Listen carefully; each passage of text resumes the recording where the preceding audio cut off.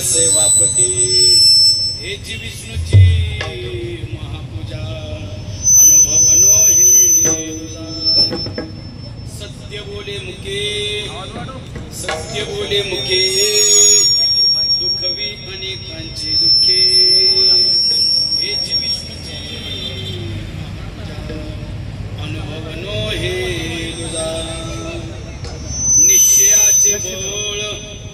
निश्चयाचे बळ तुका म्हणे त्याची फळ हेची विष्णूची महापूजा अनुभवनो हे दुदा समचरण सरोजम सांद्रनिलामुदावं जगन्निहितभानि मंडनं मंडनानं तरुण तुलसीमाला कंदरं कंजनेत्रं सदैवलासं विठ्ठलं चिन्तयामि पांडुरंगा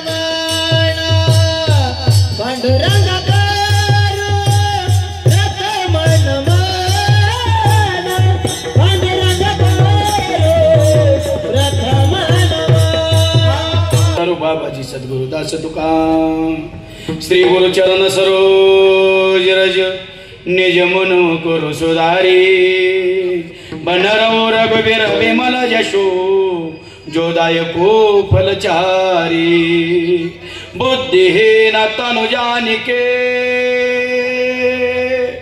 सुमिरो पवन कुमार बल बुद्धि विद्या देव मोहे हर हो कलेस विकार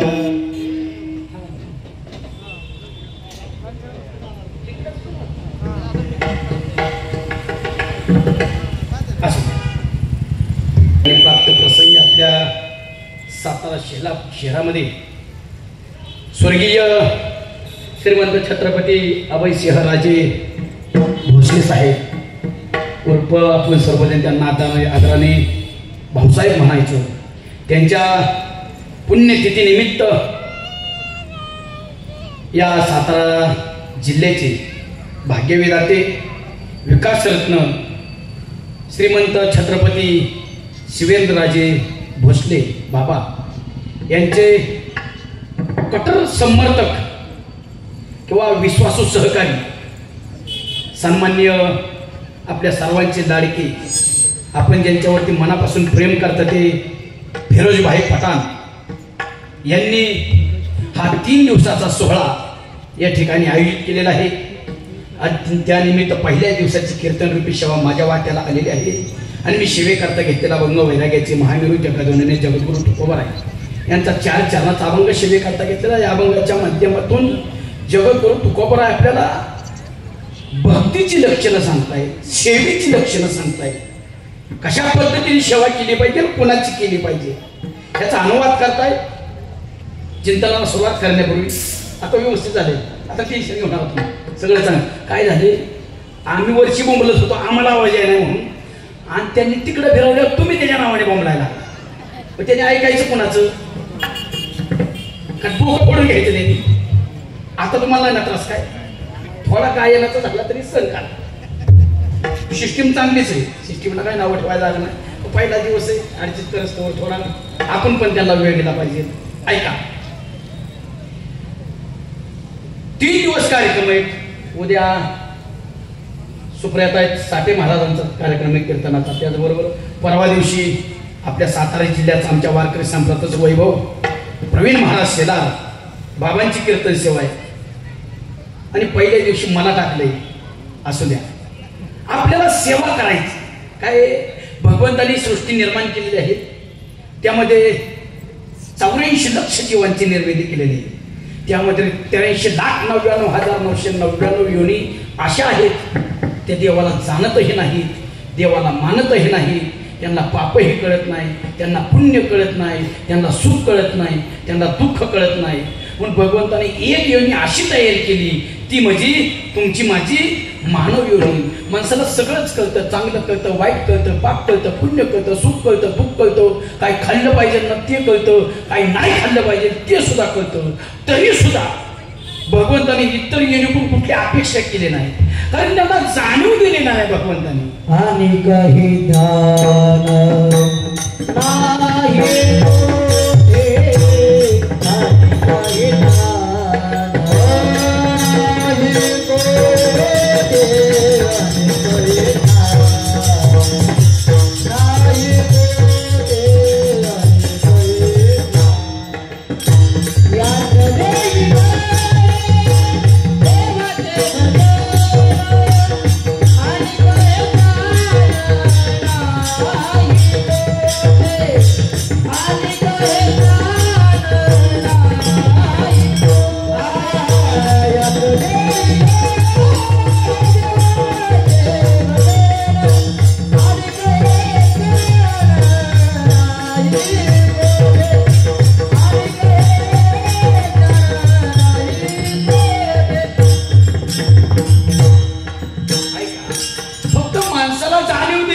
नाही इतर योनीला जाणीव दिलेलं नाही.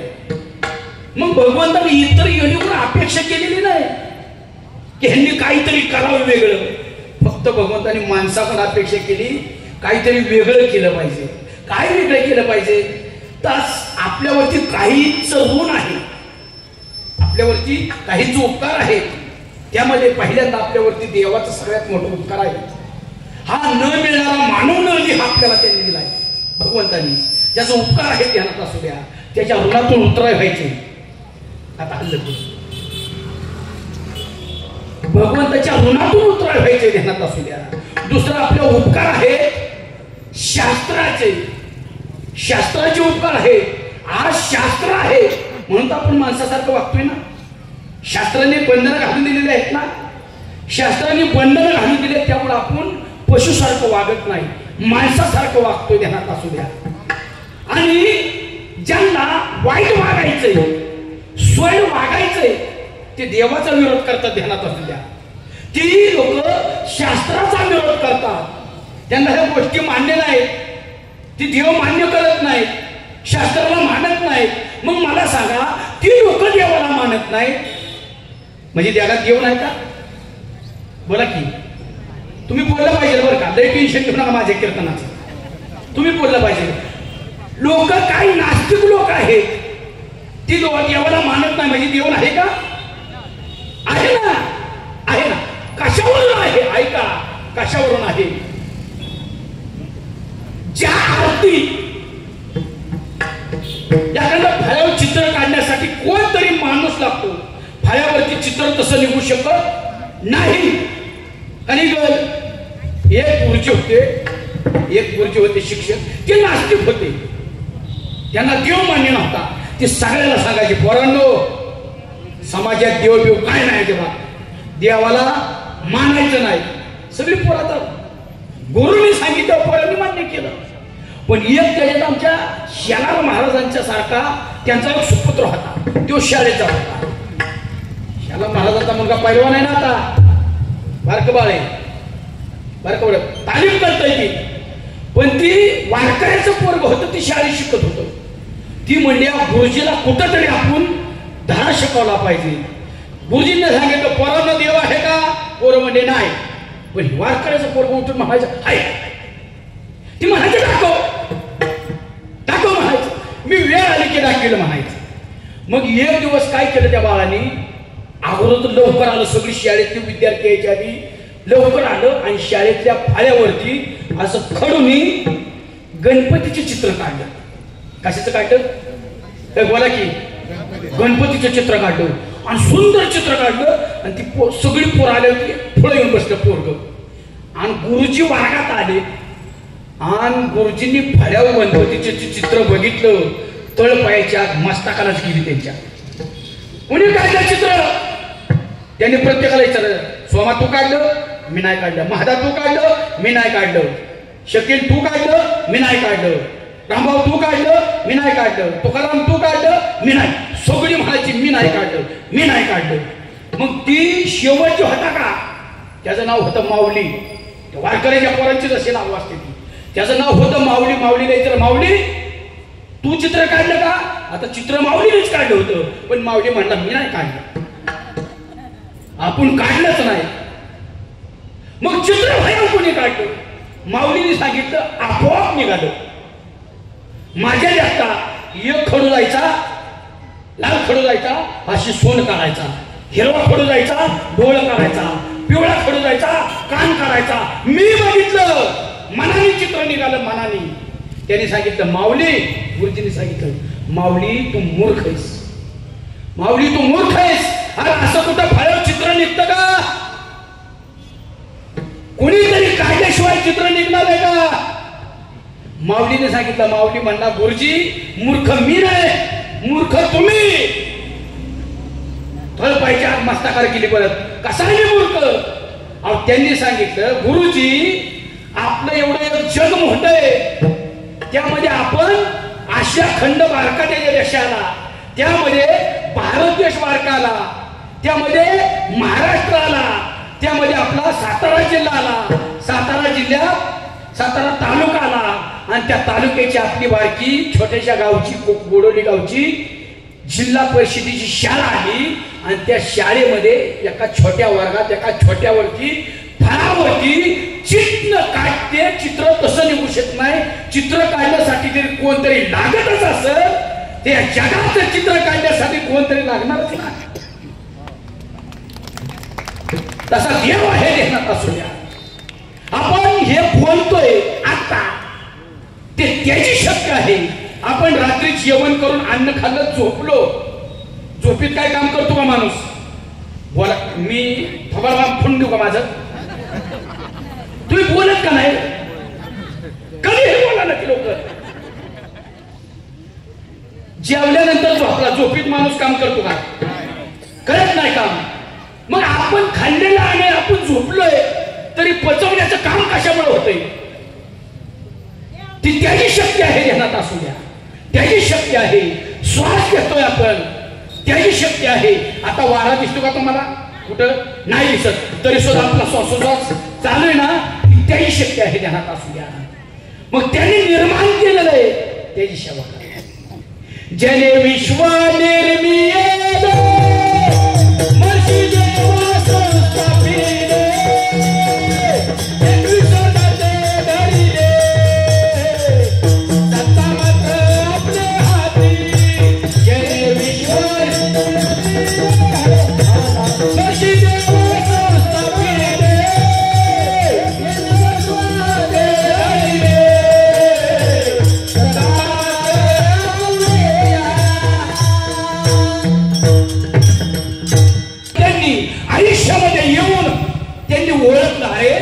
माझ्यावरती समाजाचे उपकार आहेत,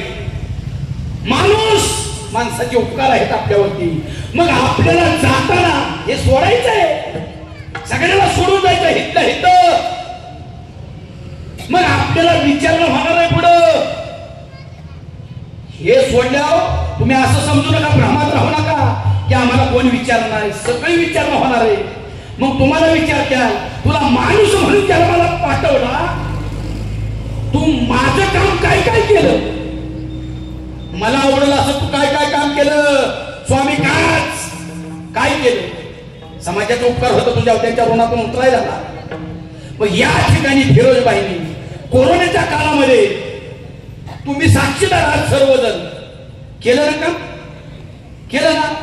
फळ वाटप केलं, लसीकरण केलं, कपड्याचं वाटप केलं, दूध सगळ्यांना पेशंटच्या घरात वर्षभर 10,000 लिटर पाण्याचा टँकर स्वतः समाजासाठी घेतलाय. बरोबर आहे ना? स्वामीचं काम, देवाला आवडेल असं काम आहे ना?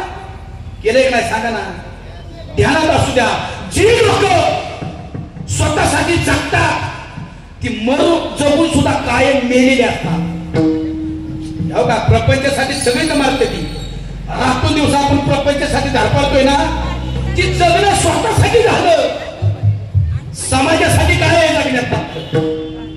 जी लोक स्वतःसाठी जगतात ती जगून मेलेली असतात, आणि जी दुसऱ्यासाठी जगतात ती मरून सुद्धा कायम अमर असतात. उदाहरणार्थ ज्ञानेश्वरी गाथा छत्रपती शिवाजी महाराज, धर्मवीर स्वराज्याचे छत्रपती संभाजी महाराज कोणासाठी जगले? ज्ञानेश्वर माऊली तुकोबाराय कोणासाठी जगले? आपल्यासाठी जगले. म्हणून तर 400 वर्ष झाले तरी आपण तुकोबारायला विसरायला तयार नाही. 750 वर्ष झाली तरी ज्ञानोबारायला विसरायला तयार नाही. छत्रपती शिवाजी महाराजांना विसरायला तयार नाही. जेवढे समाज सुधारले झाले, डॉक्टर बाबासाहेब आंबेडकर असतील, विसरायला तयार नाही. का? ते स्वतःसाठी जगले नाहीत, आपल्यासाठी जगले सर्वजण. आणि जी स्वतःसाठी जगतात ना, त्यांची नातवंड सुद्धा त्यांना ध्यानात ठेवत नाही. मग काय जगणे आपलं सांगा ना? काय जगणे? आपल्याला एक नेम घालून दिला, स्वामी काच. पहिलं काम आपल्या मालकाचं करायचं. मालकाचं तो जगवतोय ना तुम्हाला, त्याच्याकडे नोकरी करत असताल, तू जगवतोय ना, त्याचं काम प्रामाणिकपणे करा. आणि सगळ्यात मोठा मालक त्याला आवडेल असं काम करा. पहिलं काम स्वामी काच. दुसरं काम गुरुची सेवा, गुरुची भक्ती करा. कुठल्या क्षेत्रात? प्रत्येक क्षेत्रात गुरु. आज तुम्ही जे जगत असाल ना, जगताय, व्यावहारिक गुरु सुद्धा आहे, त्याची भक्ती करा. दुसरं काम त्याचबरोबर पितृवचन. आपल्या आई वडिलांचा आपल्यावरती उपकार आहे, ध्यानात असू द्या. अनमोल उपकार आहेत. आई वडिलांना कधी विसरू नका. पतीची सेवा सांगितली. पतीची सेवा करता का तुम्ही? पतीची सेवा करता? खाता यांचं एवढं चेहरा का पाहिजे म्हणून तुमचे लग्न झालं बायका आहे का तुम्हाला आहेत का सगळ्याला प्रामाणिकपणे विचार ज्याला तुम्ही ऐकू नका तुम्ही ऐकू नका ज्याला संसारामध्ये 100% चांगली बायको मिळाली त्याने हात वर करा त्याचा हित सत्कार करतो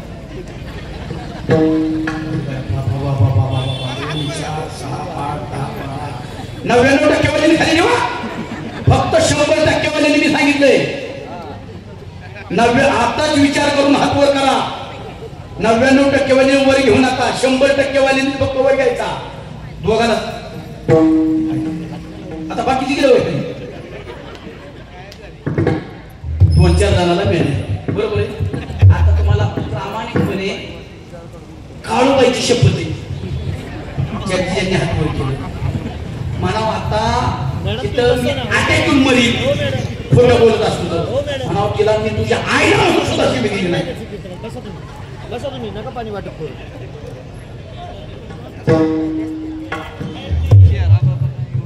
ताई पाणी नका देवा हो ताई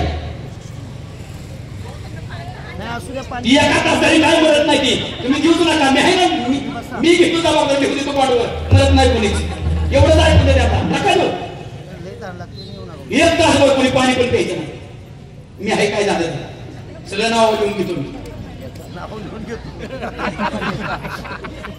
ती तू कोणाचं आमचं ऐका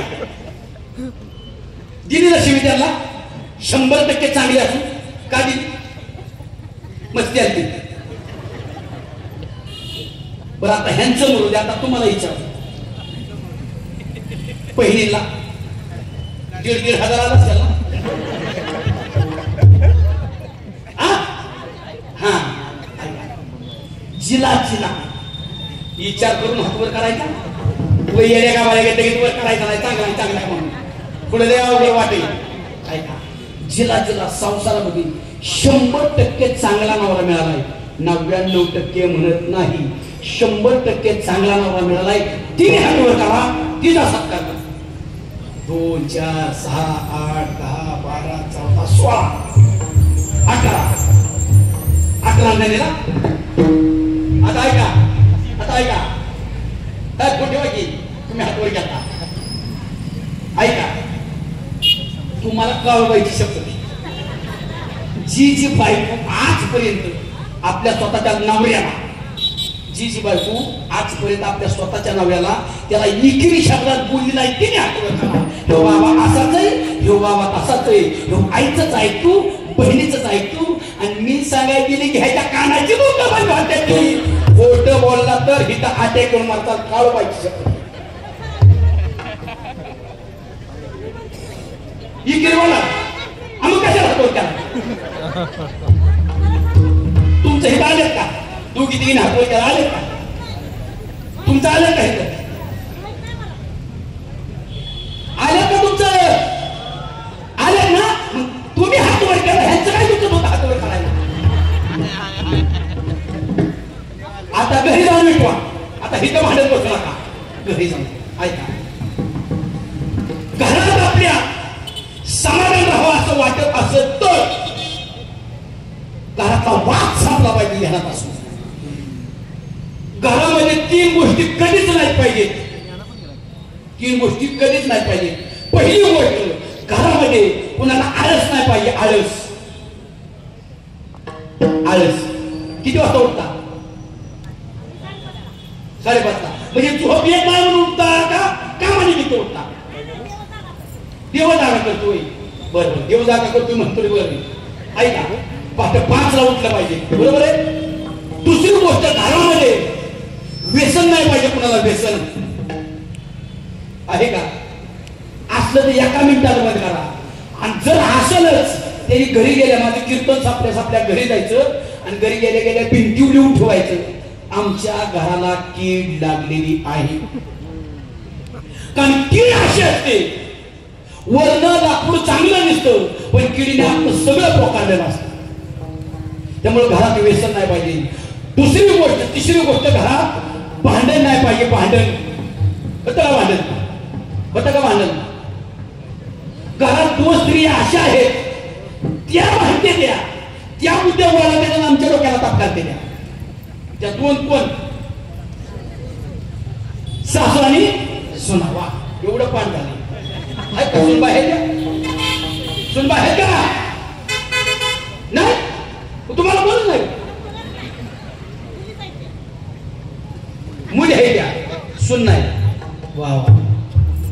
ऐका, तुम्ही भांडण करता, आमच्या डोक्याला ताप करता. तुम्ही प्रामाणिकपणे सांगा, म्हणजे दोघी विचार करा, सासून सुना, आम्ही बाजू घ्यायची कोणाची? सांगा, तुम्ही ठरवा. सांगा. आमच्या डोक्याला ताप होतो ना. तुम्ही म्हणताना आमच्या डोक्याला ताप होतो. पण आम्ही जर आईची बाजू घ्यावी तर बायको म्हणतो तेव्हा, बायको म्हणते तेव्हा आईच ऐकतो, तेव्हा बैल आहे.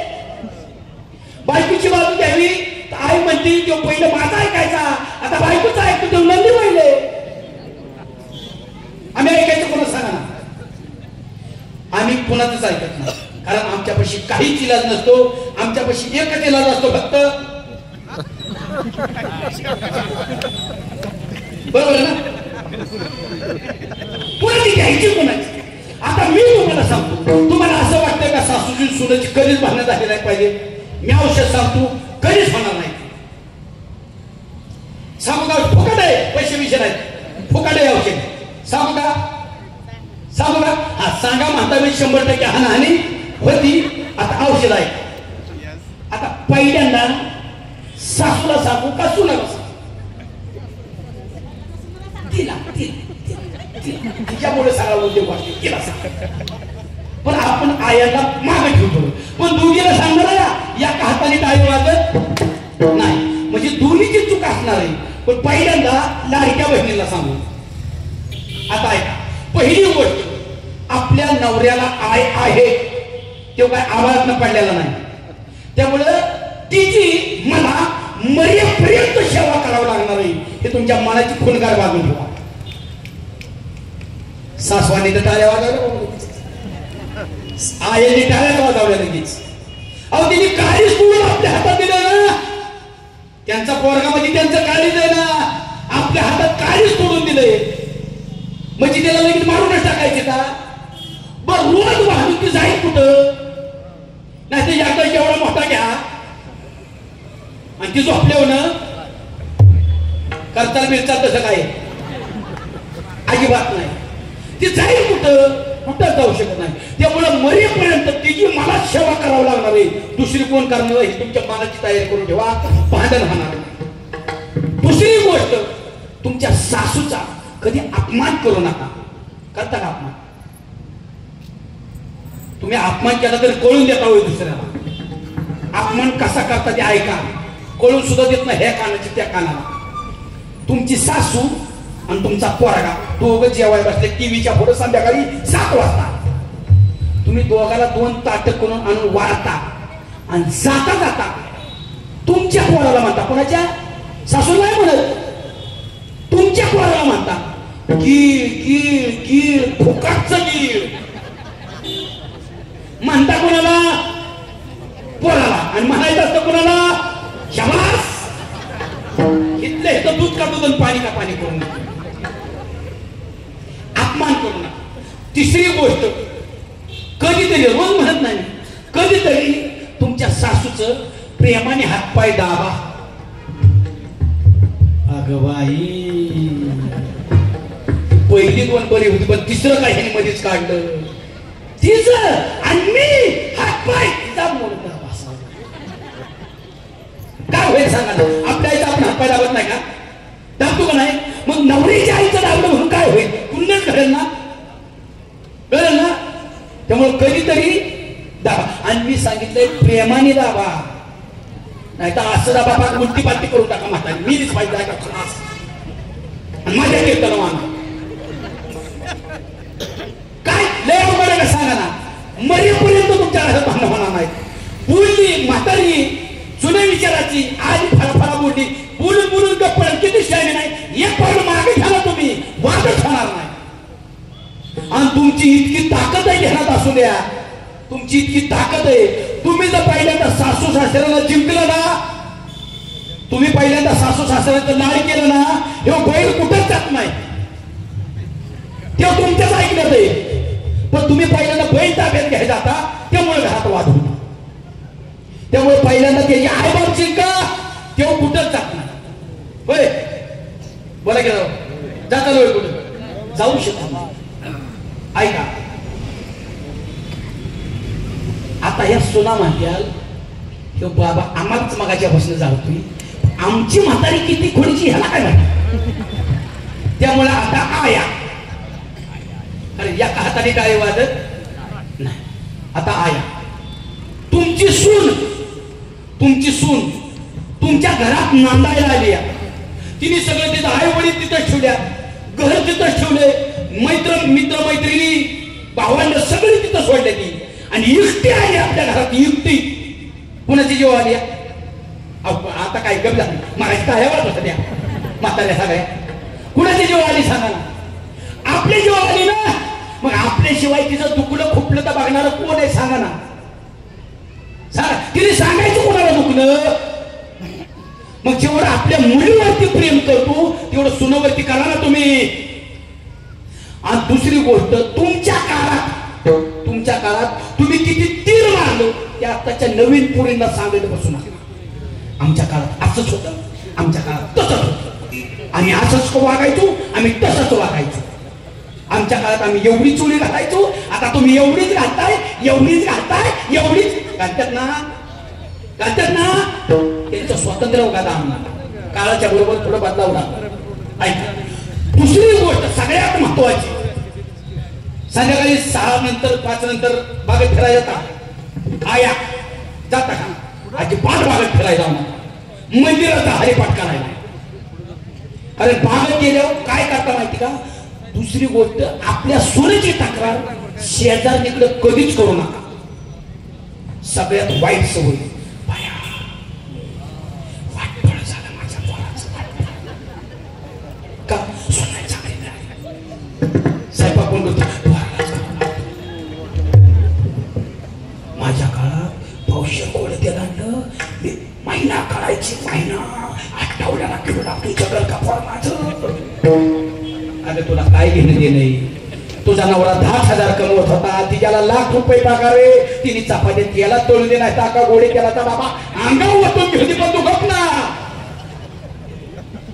बरं जिच्याकडे तक्रार शेजारीकडे करायला गेलाय, तिच्या सुनेने तिला 3 हाणली, हे तुम्हाला माहिती का. कशासाठी तक्रार करता सुनेची. रोज फरक पडणार आहे का काय. तक्रार करू नका. आणि तिसरी सगळ्यात मोठी गोष्ट, तुमचा पोरगा बाहेरनं दमून आल्या तुमचा पोरगा बाहेरनं दमून आल्या तुमच्या सुनेची तक्रार तुमच्या पोराकडे करू नका. तुमच्या सुनेची तक्रार तुमच्या पोराकडे करू नका, कारण तुमचा पोरगा तिचं काहीही करू शकत नाही. काय करेल वाघ आहे का तुमचा पोरगा. वाघ आहे का. वाघ होता, आता त्याच्यावर दुर्गा वाचल्यामुळे त्याचं मांडार झालं, हे तुम्हाला सांगायला लागेल का. काही फरक पडणार नाही ध्यानात. होईल का बाळ. एवढ्याच गोष्टी पाळायच्या. आणि ह्या दोन्हीत वाद लावणारा, तुमच्यात वाद लावणारा घरात एवढा एक वाईट प्राणी आहे. सुनेच्या दृष्टीने ते देव माणूस आहे. देव कोण. आले बरोबर. हा कोण. सासरा. यांनी बरोबर वाटलं. इतकी घोडी लावला फिरोजबाई. सासरा असा प्राणी, सुनेच्या दृष्टीने देव माणूस आहे. सुनेची तक्रार केली ना सुनानी, अहो मामांजी बघा की ऐका नाही, हल्ली फार चिडचिड करतात, किरकोळ कारणानं भांडण करतात, रागराग करतात, आदरापट करतात, रुसून बसतात. अशी सुनानी तक्रार सासऱ्याने गेल्यावर सासऱ्याने कुणाची बाजू घेतली पाहिजे. आपल्या स्वतःच्या बाजूची घेतली पाहिजे ना, आपल्या म्हातारीची बाजू घेतली पाहिजे ना. तिने काय म्हटलं पाहिजे, सुनबाई तिने पहिल्यापासून लय हाला दिवस काढल्यात, ते आता आजारी असती, वय झाले, ती थकली, तू थोडी सांभाळून घे असं हे म्हणलं पाहिजे ना. म्हटलं पण ही अवलादी तशा म्हणलंच नाही. ती पहिल्यापासून तशीच आहे. मी कशी सांभाळली ती माझी मला माहिती. त्यामुळे सुनाला वाटतो सासरा माझा देव माणूस. बरोबर आहे का? बरोबर आहे. काय तुम्हाला तुमच्या म्हातारीची बाजू घ्यायला तुम्हाला होतं काय? तिने तुमच्या आयुष्यात आल्यापासून तुमच्या खांद्याला खांदा लावून साथ दिली नाही. सगळ्या दुःखात साथ दिली नाही, सुखात दुःखात साथ दिली.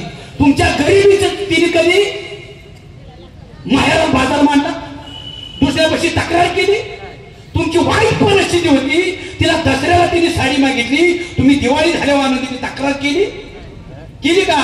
म्हणजे तुमच्या दुःखात साथ दिली, गरिबीच्या झाडा तिने सोसल्या. आणि आता वय झाल्यानंतर ती म्हातारी झाल्यानंतर तुमच्या सुना देखता तुम्ही तिचा अपमान करता अपमान योग्य आहे का? फक्त सांगा. तुम्ही जर तुमच्या सुना देखता तिचा अपमान केला ना, तुमच्या माग ती तुमची सून तिचा डबल अपमान करणार आहे. तिने तक्रार सांगायची कुणाकडे? म्हातारीने तुमच्या. आणि ध्यानात असू द्या, एकदा आपल्यावरती मनापासून प्रेम करणारी व्यक्ती निघून गेली ना, ज्याची चुडी फुटली ना म्हातारपणी, त्याला जाऊन भेटा. मंगल आपली कशी असू द्या, आपली पाहिजे होती राव. एकदा मनापासून प्रेम करणारी व्यक्ती निघून गेली ना आयुष्यातनं, तिथनं पुढचं सगळं आयुष्य माणूस केवळ मरण येत नाही म्हणून जगतो. ध्यानात असू द्या, मरण येत नाही म्हणून. आणि मरण येत नाही म्हणून जगणं, त्याला रोज मृत्यू बघणं म्हणतात. रोज. कळलं का? त्यामुळे कसली असू द्या, म्हातारी असू द्या, आपली. त्यामुळे सगळ्या सासऱ्यांनी आता कीर्तन झाल्यावर जाताना फुलाच्या गाड्या होत्या, फुलाच्या. गुलाब घ्या, गुलाब. आणि म्हातारीला उठवा, ओठ ओठ. आत्ताच कीर्तन ऐकून आवडे म्हणा दिला, आय लव्ह यू. का? म्हातारपणी प्रेम करायचं असतो, फक्त तरुणपणातच करायचं असतो. अरे म्हातारं झालं होतं लय प्रेम करणार. फक्त फुल जाताना घेऊन जाताना फुल गेल्यावर आठ माझी आपल्याच म्हातारीला द्या. नाही तर ह्या वयात खबर करून द्यायचा. प्रेम सुख दे, प्रेम सुख दे, प्रेम सुख दे, प्रेम सुख दे, प्रेम सुख दे, प्रेम सुख दे, प्रेम सुख दे,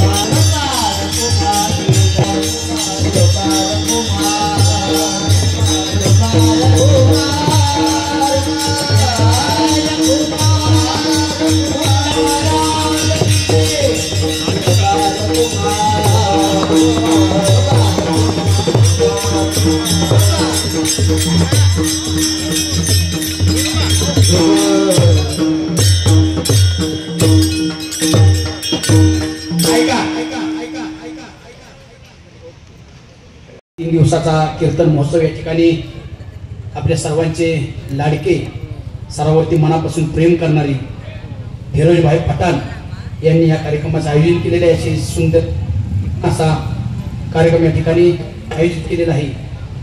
बाबा बोलणार आहेत ना? Okay okay.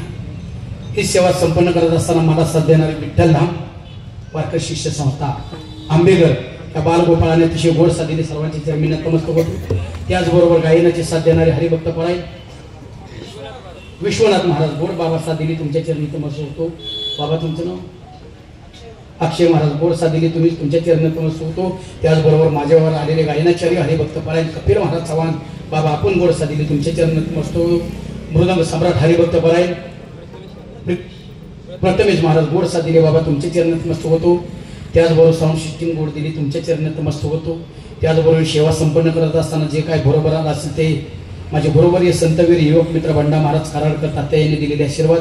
जे काय चुकीचं बोललं असेल अपशब्द बोलला असेल भावनेच्या भरात माझ्याकडून कुणाचं अंतःकरण दुखवलं गेलं असेल तर तो दोष मात्र माझ्या अल्पमतीचा समजून झालेल्या चुका तुम्ही पदरात घ्यायचं यापेक्षा व्यक्त करतो आणि झालेली सेवा तुम्हा सर्व मायबापांची चरणी समर्पित करून या ठिकाणी सेवेला पूर्ण विराम देतो. विठ्ठल जय जय विठ्ठल. जय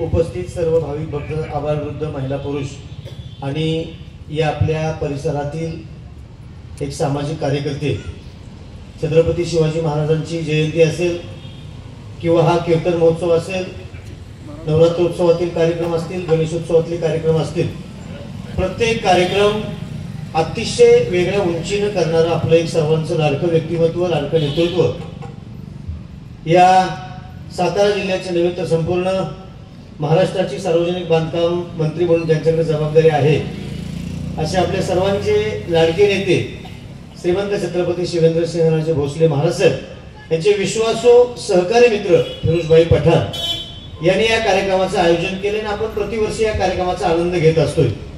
आज सुंदर असं ज्यांचं कीर्तन झालं ते महाराष्ट्रातील एक ख्यात कीर्तन विनोद सम्राट. खरं तर कीर्तन ही त्यांची एक आवड आहे. सांप्रदायिक पिंड असल्यामुळं एक स्वतःच्या समाधानासाठी कीर्तन करतात. नाहीतर तुम्ही YouTube वरती चांगल्या चौकडीच्या करामती ही जी वेब सिरीज पाहता त्याच्यामध्ये बाळासाहेब हे पात्र ज्यांनी संपूर्ण महाराष्ट्रातील सगळ्यांसाठी अगदी ते लोकप्रिय असं त्यांचं ते पात्र ठरलं. मग त्याच्यानंतर त्यांनी TV सिरियल असेल, पिक्चर असेल अशा अनेक माध्यमातून लोकांपर्यंत पोहोचण्याचा प्रयत्न केला. लोकांनी सुद्धा त्यांना भरभरून दाद दिली.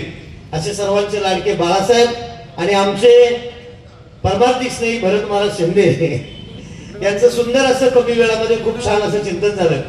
मला फिरोजबाईंनी फोन करून सांगितलं आपल्याला बाळासाहेबांचे कीर्तन घ्यायचे आणि मग त्याच्यातून हे सगळं नियोजन झालं. तारीख आम्ही 2 किंवा 3 मागितली होती. आजच फक्त कीर्तन त्यांचं मोकळं होतं. फिरोजबाईंच्या आमच्या सर्वांच्या विनंतीला आपण या ठिकाणी मान दिला आणि इथपर्यंत येऊन या कार्यक्रमाची उंची वाढवली. उपस्थित सर्व भाविक भक्तांना आपण मंत्रमुग्ध केलं त्याबद्दल या विभागाचे लोकप्रिय कार्यसम्राट, समाजसेवक आणि एक शब्द फक्त वापरतो त्यांच्यासाठी भावी नगरसेवक म्हणून तुम्ही सगळेजण त्यांच्याकडे पाहताय ते आपल्या सर्वांचे लाडके फिरोजभाई पठाण यांना विनंती करतो आपण या ठिकाणी बाळासाहेबांचा शाल श्रीफळ देऊन सन्मान करायचा आहे.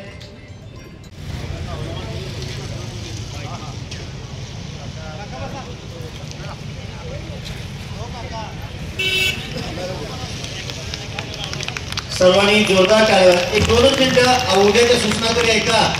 आज सुरुवात आहे, उद्याचा दिवस आहे, परवाचा दिवस आहे. अजून उद्या बरोबर सायंकाळी 7 ते 9 या वेळेमध्ये महाराष्ट्रातील ख्यातनाम महिला कीर्तनकार ज्यांना कायमस्वरूपी आपण TV वरती पाहतो म्हणजे सेमारो मराठी बाणा असेल, फक्त मराठी असेल, झी टॉकीज असेल अशा विविध वाहिन्यांवरती ज्यांची लोकप्रिय कीर्तनं आपण पाहतो अशा सुप्रियाताई साठे यांचं उद्या 7 ते 9 या वेळेमध्ये कीर्तन होईल.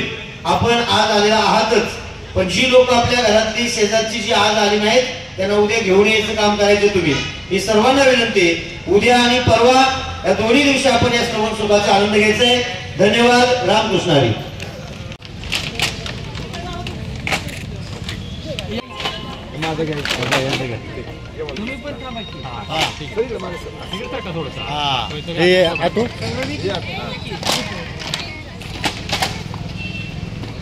आला